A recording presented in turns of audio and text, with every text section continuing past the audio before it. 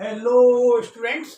आज के इस वीडियो में हम आपको पृथ्वी पर जीवन की उत्पत्ति के बारे में जो आधुनिक परिकल्पना है और उसमें भी देखिए 7वां चरण के बारे में बताते हैं, जो कि स्वपोषण पर आधारित है। और ये स्वपोषण जो होता है, देखिए ये इसका मतलब क्या होता है कि स्व मतलब स्वयं स्वयं का पोषण, अपने आप पोषण बनाना, और जो कि इंग्लिश में कहलाता है ऑटोट्रोफिज्म। ऑटोट्रोफिज्म का मतलब होता है ऑटो मीन्स स्वयं। तो ये जो ऑटोट्रोफिज्म का जो भोजन की जो प्रक्रिया है, जो भोजन बनाने की प्रक्रिया है, ये स्वयं की, ये केवल देखिए हरे पौधों में पाई जाती है। आधुनिक जीव में हरे पौधों में, जिनमें कि क्लोरोप्लास्ट पाया जाता है, क्लोरोफिल पाया जाता है, ये जो है ये हरे पौधों में ही पाया जाता है, और वो ही जो है अपना भोजन स्वयं बना सकते हैं। जबकि जंतु कोशिका में ये क्लोरोफिल नहीं पाया जाता, तो ये जंतु अपना भोजन स्वयं नहीं बना सकते, तो इसलिए इनको ऑटोट्रॉफ्स कहा गया है। हरे पेड़ पौधों को ऑटोट्रॉफ्स, क्योंकि अपना भोजन स्वयं बनाते हैं।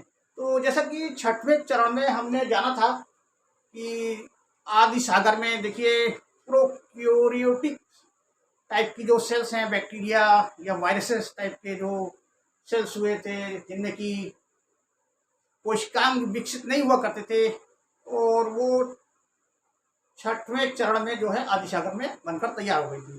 तो अब जो है, जब ये कोशिकाएं जब बन गई, इनको प्रोकैरियोटिक कोशिकाएं कहा गया या पूर्व केंद्रकीय कोशिकाएं कहा गया।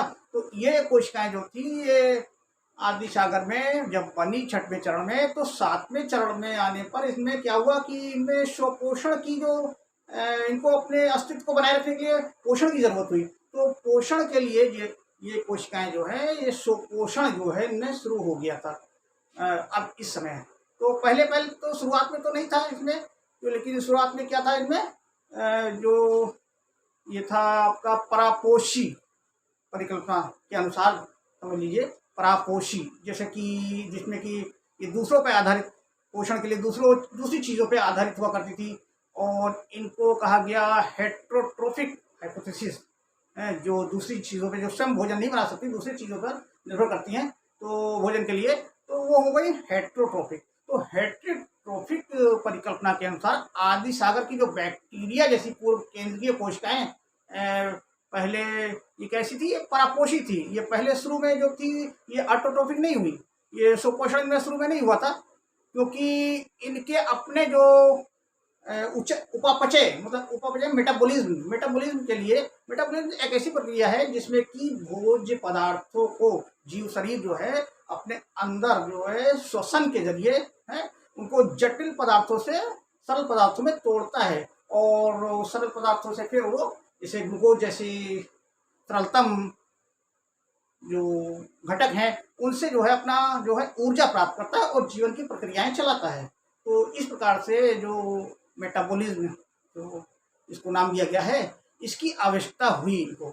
और इसके लिए ये जो है, ये इनकी जो दशाएं थी आदि सागर में, वो भोजन के लिए, वो पहले तो शुरू में इनमें कार्बनिक पदार्थ प्रचुर मात्रा में थे आदि सागर के जल में, तो ये इनको लिया करते थे। और क्योंकि मेटाबॉलिज्म के लिए इस समय जो वातावरण था, जो वायुमंडल था, उसमें O2 नहीं थी, ऑक्सीजन नहीं थी। देखिए क्यों ऑक्सीजन ऐसे नहीं थी, क्योंकि उस समय जो ऑक्सीजन और हाइड्रोजन के जितने भी परमाणु थे, उन सब ने जुड़ करके कॉम्बिनेशन करके क्या बना लिया, जल बना लिया, और वही जल जो है आदि सागर में इकट्ठा हो गया, और उसी जल में ही फिर जो है तमाम जटिल प्रक्रियाओं के फलस्वरूप, जटिल केमिकल क्रियाओं के फलस्वरूप जो है ये आपकी प्रोकैरियोटिक सेल्स का सर्वप्रथम निर्माण हुआ छठे चरण तक आते आते। तो अब इनको जो है पोषण की आवश्यकता हुई, तो पोषण के लिए इन्होंने क्या किया, कार्बनिक जो पदार्थ थे जल में, आदि सागर के जल में, उनको लेना शुरू कर दिया इन्होंने, उनको जो है ग्रहण करना शुरू कर दिया। और इनके पास जो O2 तो उस समय थी नहीं, तो इसके लिए क्या किया इन्होंने, अपने श्वसन के लिए इन्होंने अवायवीय श्वसन प्रारंभ किया। अवायवीय श्वसन, अवायवीय श्वसन में क्या होता है कि इसमें जो है ऑक्सीजन का प्रयोग नहीं होता, क्योंकि ऑक्सीजन थी ही नहीं उस समय। तो इन्होंने क्या किया, आदि सागर की जो कार्बनिक पदार्थ थे उनको लेकर के, और उनमें जो है आपस में एक संघर्ष सा शुरू हुआ, इसके लिए अस्तित्व को बचाने के लिए, अपने अस्तित्व को कायम रखने के लिए, तो उन्हीं में से कुछ कोशिकाओं में जो है कुछ एंजाइम्स, कुछ जो है एंजाइम्स उत्प्रेरक के रूप में जो है उत्पन्न हुए। और उन एंजाइमों के द्वारा क्या हुआ कि इसमें जो है वो जो कार्बनिक पदार्थ जो लेते थे उनका जो है इनकी कोशिकाओं में क्या होगा, फर्मेंटेशन शुरू हो गया है। फर्मेंटेशन जो कि किण्वन जिसे कहते हैं, किण्वन। तो उसमें क्या होता है किण्वन में, वो जैसे कि कोई भी पदार्थ है, आज आधुनिक युग में भी कोई पदार्थ जो खुला छोड़ दिया जाता है तो उसमें देखिए बैक्टीरिया वगैरह हावी हो जाते हैं, बैक्टीरिया हमला कर देते हैं, उसका सड़ाव शुरू हो जाता है, तो सड़ना शुरू हो जाता है। तो वही होता है फर्मेंटेशन। तो उसमें क्या होता है, कार्बन डाइऑक्साइड गैस निकलती है और ऊर्जा निकलती है। तो उस ऊर्जा का प्रयोग इन्होंने किया अपने जीवन को चलाने के लिए। उसी ऊर्जा का जो किण्वन के द्वारा जो फर्मेंटेशन के द्वारा जो ऊर्जा मिलती थी उसको लेकर के इन्होंने अपने जीवन को आगे बढ़ाया, मतलब अपने अस्तित्व को कायम रखा आदि सागर के जल में, इस तरह से। तो इनमें क्या होता था, अवायवीय श्वसन होता था उसमें, अर्थात जल से लिए गए जो कार्बनिक यौगिकों का जो एंजाइमों द्वारा जिनमें फर्मेंटेशन होता था उसी की वजह से ये कायम रहे और इनमें सक्रिय पोषण चलता रहा। और इसी सक्रिय पोषण और वृद्धि और उनकी में जो गुणन होता रहा है, मतलब विखंडन होता रहा, विखंडन के फलस्वरूप जो है बहुत बड़ी मात्रा में ये जो है प्रोकैरियोटिक सेल्स जो है आदि सागर के जल में बन गई। और आदि सागर की इन पूर्व केंद्रीय कोशिकाओं ने जब धीरे धीरे क्या किया कि उसी जो महासागर के, आदि सागर के जो जल में जो कार्बनिक पदार्थ थे उनको लेना शुरू कर दिया, उनको कंज्यूम करना शुरू कर दिया। तो धीरे धीरे जो है वो चूंकि ये नेचुरल वो भंडार थे, अब चूंकि ये सीमित मात्रा में थे, अब ये भाई वो रोज इनको लिया जा रहा है, लगातार लिया जा रहा है इन कोशिकाओं के द्वारा, तो जो इनकी सीमित मात्रा ये कहीं बढ़ तो नहीं रहे, तो इसलिए ये जो है इनका जो भंडार है कुछ दिन के बाद ये है खत्म सा हो गया है। कार्बनिक पदार्थ जो है आदि सागर के जल में ये सब जो है कंज्यूम कर लिए गए इनके द्वारा, तो वो कण जो है उसमें नहीं रह गए। अब आदि सागर के जल में, जब आदि सागर के जल में जब ये कण नहीं रह गए, ये पार्टिकल्स नहीं रह गए कार्बनिक यौगिकों के, तो इन्होंने क्या किया, फिर आपस में इन्होंने इन कोशिकाओं में आपस में अपने अस्तित्व को बचाने के लिए संघर्ष हो गया। और इसी संघर्ष के दौरान ही इनमें कुछ कोशिकाओं में फिर से जो है, कुछ कोशिकाओं में इनमें कुछ उत्प्रेरक उत्पन्न हो गए, अपने आप स्वयं जो है उत्प्रेरक उत्पन्न हो गए। और उस उत्प्रेरक की सहायता से इन्होंने क्या किया कि आदि सागर में जो कार्बनिक पदार्थ तो खत्म हो गए थे, तो आप कार्बनिक पदार्थों को, इनऑर्गेनिक मैटर्स को इन्होंने लेना शुरू कर दिया अपने अस्तित्व को बचाने के लिए, अपने पोषण के लिए इन्होंने अकार्बनिक पदार्थों को लेना शुरू कर दिया। और उन अकार्बनिक पदार्थों को वही उत्प्रेरक एंजाइमों की मदद से इन्होंने क्या है वो कार्बनिक पदार्थों का संश्लेषण किया, सरलतम कार्बनिक पदार्थों का संश्लेषण किया, जिससे कि इन्होंने उस ऊर्जा प्राप्त की उसकी। और उसमें भी इन्होंने क्या किया कि इसमें उस कार्बनिक पदार्थ का फिर फर्मेंटेशन कराया इन्होंने उसी। चूंकि O2 तो थी नहीं इस समय, जो ऑक्सीजन नहीं थी, तो अवायवीय श्वसन फिर चलता रहा इसमें।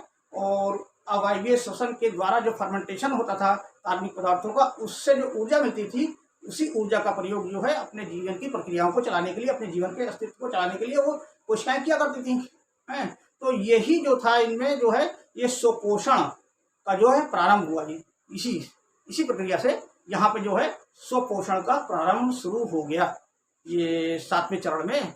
और ये जो पोषण जो था वो आजकल के जैसे हरे पौधों में होता है प्रकाश संश्लेषण की क्रिया द्वारा, ये उसी टाइप का कुछ स्वपोषण था, लेकिन ये जो था उससे भिन्न था।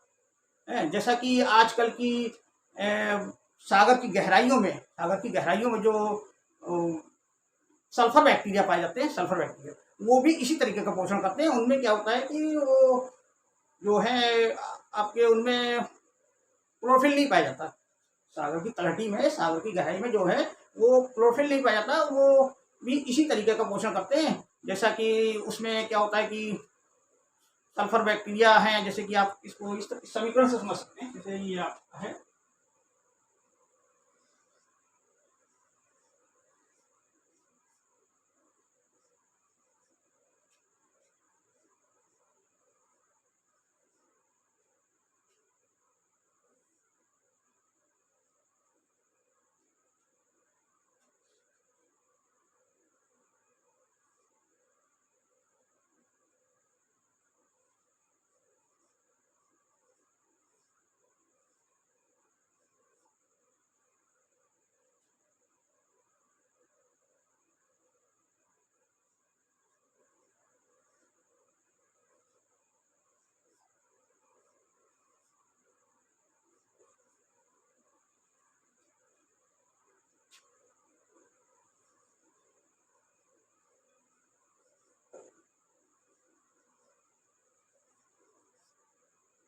हाँ, तो देखिए सल्फर बैक्टीरिया जो है वहाँ पे ये क्या है कि इसका जो केमिकल एनर्जी यहाँ पे क्या जो है इसी को नाम दिया गया है, जो किण्वन से या जो फर्मेंटेशन से जो ऊर्जा मिल रही है इनको, वो एक केमिकल प्रोसेस से मिल रही है, केमिकल की क्रिया से मिल रही है, रासायनिक क्रिया से मिल रही है, तो इसीलिए इसको इस एनर्जी का नाम दिया गया है यहाँ पे केमिकल एनर्जी। तो इस केमिकल एनर्जी का उपयोग करते हुए जो आज भी जो तलहटी में सागर की जो सल्फर बैक्टीरिया है वो भी जो है वो इस तरह का पोषण करते हैं, और वो जो है आपका कार्बोहाइड्रेट्स का निर्माण करते हैं। देखिए कार्बोहाइड्रेट ही है ये C6H12O6 है, इसमें जो सरलतम इकाई होता है इसका ग्लूकोज का सूत्र है। तो इस तरह से ये इसका जो फिर ये कार्बोहाइड्रेट का निर्माण करते हैं और उसी से अपना पोषण चलाते हैं। ये इसका फिर जो है विघटन होता है तो इससे ऊर्जा मिलती है उसको, और उनका जीवन की प्रक्रिया आगे बढ़ती रहती है इस तरह से। तो इस तरह से ये स्वपोषण जो है आज भी मिलता है, इसका उदाहरण मिलता है हमको सागर की तलहटी में। तो इसके बाद जो है कुछ दिनों के बाद जो है फिर ये सागर में आगे चल करके आपका इसमें हुआ है जो इसमें सागर में जो कुछ तत्व हैं जैसे मैग्नीशियम पोरफायरिन्स, मैग्नीशियम पोरफायरिन्स, इनकी मदद से या इनकी सहायता से जो आगे चल के इसमें कुछ उत्प्रेरक उत्पन्न हुए। उन उत्प्रेरक ने फिर क्या किया कि सोलर एनर्जी को लिया, सोलर एनर्जी को, तो सोलर एनर्जी को लेकर के इन्होंने जो है आजकल के हरे पौधों की तरह फिर जो है स्वपोषण शुरू किया। उसमें कुछ हरे पौधों जैसे जो है हरित लवक जो है इसमें उत्पन्न हो गए, और उनमें भी फिर जो है सोलर एनर्जी को लेकर के इन्होंने पोषण शुरू कर दिया, जो कि आजकल हरे पौधों में मिलता है। लेकिन ये जो स्वपोषण था वो हरे पौधों से बहुत लोअर किस्म का था, बहुत निम्न कोटि का था, मतलब कहने का मतलब बहुत तो सरलतम था, जो इतना कॉम्प्लिकेटेड नहीं था वो, तो बहुत तो शुरुआत थी एक तरह से वो, तो लेकिन वो उसका रिजम्बल नहीं करता था, उसको उसकी तुलना नहीं होती थी आजकल के हरे पौधों में जो प्रकाश संश्लेषण की क्रिया के द्वारा जो भोजन बनता है उससे वो क्रिया नहीं, उससे वो बराबरी नहीं कर पाते थे, बहुत निम्न कोटि का था, शुरुआत थी एक तरह से। तो आगे चल के फिर और इनमें सुधार होता रहा है, तो इसमें उत्प्रेरक बनते रहे, और फिर आगे चल के कुछ कालांतर पे इसमें जो है हरित लवक जैसे या हरित क्लोरोप्लास्ट जैसी कुछ रचनाएं बनी फिर, और उनसे फिर ये इन्होंने स्वपोषण का प्रारंभ करना शुरू कर दिया, जो कि इस प्रकार से हम इसको दिखा सकते हैं।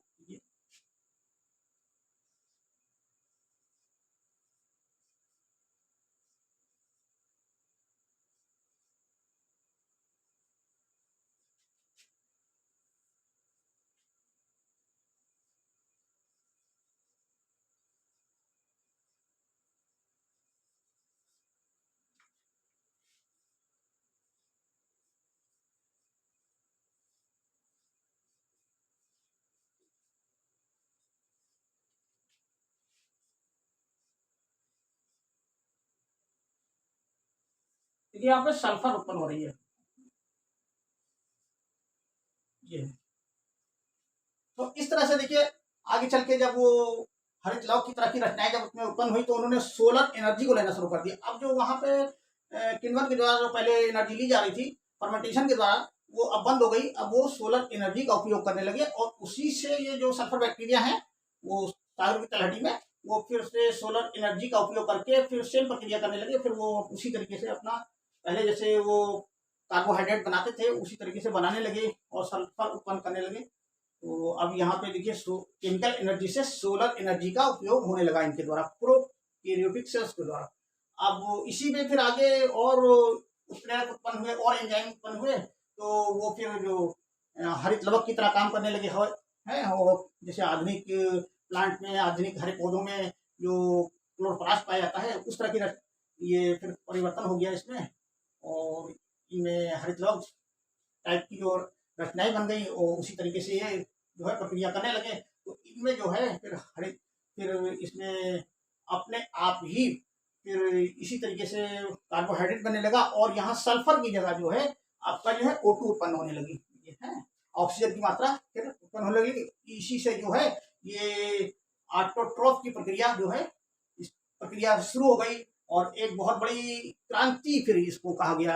ऑक्सीजन जब बनने लगी तो ये बहुत बड़ी क्रांति हुई एक जीव जगत के लिए, कि जीव जगत में फिर ये एक स्थायित्व जो है चीजों का जो कार्बोहाइड्रेट्स का या इनका जो स्थायित्व था वो समाप्त हो गया, फिर जो बनी रहती थी चीज़ें वो फिर स्टेबल नहीं रह गई, फिर वो क्या है उनको बैक्टीरिया वगैरह हमला करके उनको पचाने लगे, उनको डाइजेस्ट करने लगे और उनमें से ऊर्जा निकलने लगी इस तरह से। तो इसको भी हम इस तरह से दिखा सकते हैं।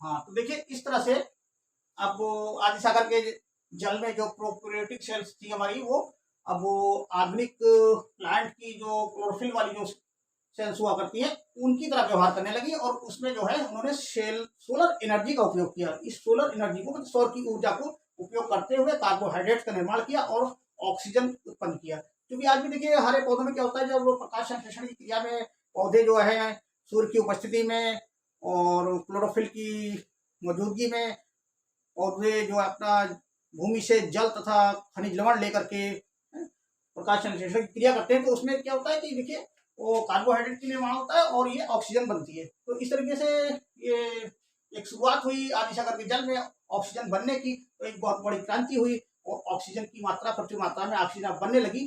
तो यही पर से ये है हमारा ऑटोट्रॉफ की प्रक्रिया शुरू हो गई। तो अब इसमें सभी कोशिकाओं ने ऑटोट्रॉफिज्म का उपयोग किया।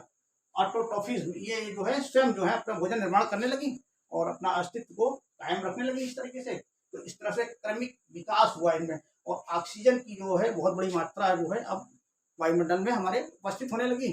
और इस वायुमंडल का जो है कई तरीके से लाभ मिला। ये जो वायुमंडल थी, ये जो वायुमंडल है, इसमें जो मीथेन गैस थी उसको इस ऑक्सीजन ने तोड़ दिया। तोड़ा तो इसमें क्या बनाया, इसमें कार्बन डाइऑक्साइड और जल बनाया।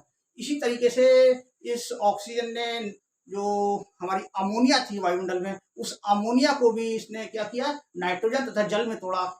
और इस तरीके से ये जो ये जो वायुमंडल था हमारा जो पहले, जिसमें कि ऑक्सीजन बिल्कुल नहीं थी, केवल जल ही जल था इसमें, क्योंकि सारे ऑक्सीजन के परमाणु और हाइड्रोजन के परमाणु ने क्या किया था कि मिल करके जल ही बना लिया था। तो ऑक्सीजन जो वायुमंडल में बिल्कुल ही नहीं थी। तो इस ऑटोट्रॉफिज्म की वजह से फिर ऑक्सीजन आई। तो ऑक्सीजन जब आई तो उसने क्या, ये जो वायुमंडल था हमारा पहले जब ऑक्सीजन नहीं थी, तो वो क्या था हमारा, रिड्यूसिंग था, है अपचायक था। वायुमंडल जो था अपचायक था, जो कि हाइड्रोजन जो होती है वो अपचायक होती है। और इसी तरीके से जब ऑक्सीजन आ गई तो अब वो अपचायक की बजाय हमारा जो वायुमंडल हो गया ऑक्सीकारक हो गया, ऑक्सीडाइजिंग हो गया। तो यहाँ पर इस तरीके से, और इसी ऑक्सीजन ने फिर आगे चल के जो है कि हमारी पृथ्वी के करीब 15 मील ऊपर की ऊंचाई पर एक ओजोन की परत बनाई। ये जो ओजोन की परत है, इससे लाभ ये हुआ कि जो अल्ट्रावायलेट रेज जो है वो छन के आती हैं पृथ्वी पर, तो अल्ट्रावायलेट रेज जो है उस ओजोन लेयर में फंस जाती है, वहां पर रुक जाती हैं। तो जो कि अल्ट्रावायलेट रेज जो है वो जीवन के लिए खतरा है, वो जीवन के लिए जो है हानिकारक है, जीव के लिए हानिकारक है, जीव सेल्स के लिए है, तो लिविंग सेल्स के लिए जो है वो हानिकारक है, इसलिए वो वहीं पर रुक जाती है। इससे जीवन की प्रक्रिया जो है आगे चलती रही और उसको कोई नुकसान नहीं पहुंचा। तो इस तरीके से फिर जो है ये ऑक्सीजन क्रांति का युग कहा गया इसको, ये ऑक्सीजन ये 7वें चरण में। और इस तरह से आदि सागर के जो जल में प्रिमिटिव सेल्स बनी थी, वो फिर क्या है, वो आदि सागर के जल से निकलकर स्थल मंडल पे आने लगी, और इस तरह से जीवन की प्रक्रिया आगे चलती रही। तो आज के वीडियो में हम यहीं पर इसको समाप्त करते हैं, और अगले वीडियो में इसके 8वें चरण को बताएंगे, जिसमें कि यूकैरियोटिक सेल्स का विवरण होगा, और इससे अधिक जटिल प्रक्रियाओं को फिर उसमें आपको वर्णन करके बताया जाएगा। तब तक के लिए चैनल को सब्सक्राइब और लाइक करिए। धन्यवाद।